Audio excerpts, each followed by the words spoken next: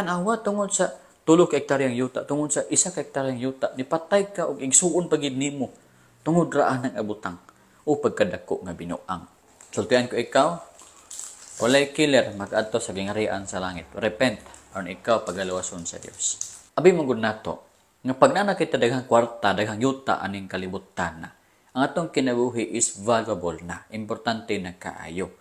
Wrong mga igsoon. Ingon pa ni Kristo sa Luke chapter 12 verse 15. Parte kini sa pagbahin-bahin sa yuta sa managsuon. Ingon ni Kristo sa usa ka tawo, ug siya miingon kanila, magtan-aw ug maglikay kamo sa kahikaw.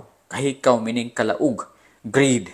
Kay ang kinabuhi sa usa ka tawo wala matingob sa pagkadagaya sa mga butang nga iyang ginabatunan.